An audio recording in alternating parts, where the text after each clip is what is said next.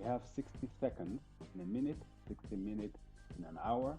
We have 24 hours in a day, and of course, 7 days in a week. And it goes on forever. My name is Tayo. And in our world, change is part of life. We go through seasons of life, from being toddlers to growing up and eventually dying. And so change is a big thing. And in organizations, change is, at least in the ideal organization, change should be something that is consistent and regular. And change should be part of our nature. But some will argue that humans are creatures of habit. Some will argue that humans don't like change.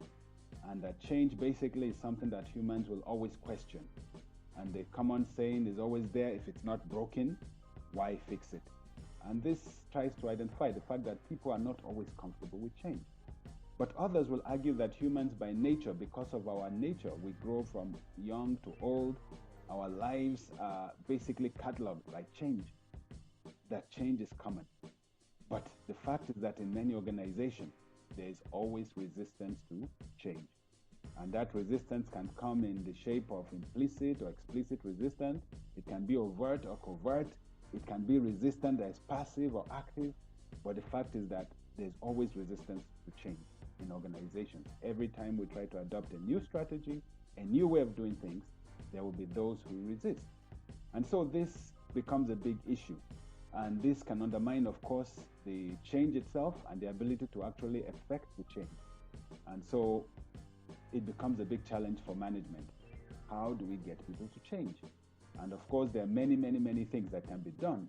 But the fact is that one of the biggest ways to ease change is through communication.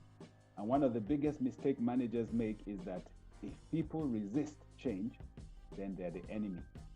But resistance to change might actually be an answer, might be an answer to prayer. Because resistance to change can reveal what you have overlooked in the change that you want to adopt.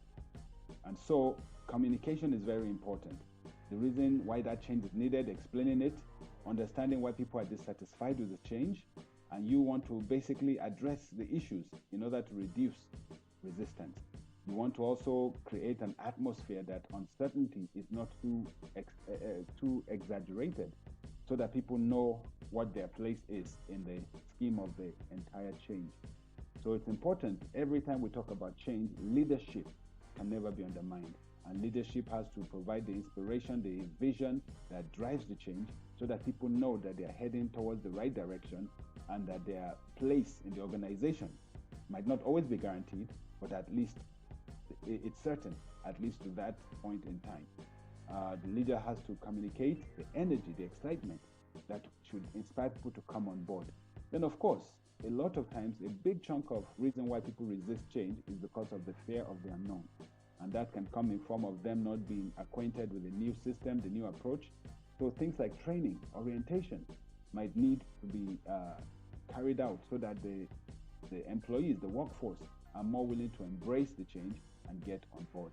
And that, of course, in most cases, will lead to less resistance. Ultimately, an organization, in order to encourage, embrace the culture of change, has to empower the employees. They have to empower the employees to understand that change is part of the culture's or the organization's DNA, and that the organization is an organization that will continue to evolve in order to adapt, in order to respond, and in order to even be proactive concerning conditions in the environment. And by making this part of your DNA, it becomes part of your culture, your identity. It's harder for people to resist change. And when they resist change, they're willing to open up so that you are willing to understand why are they resisting and what are the issues. And these issues might be valid issues that might require you to address it in order to solve the problem.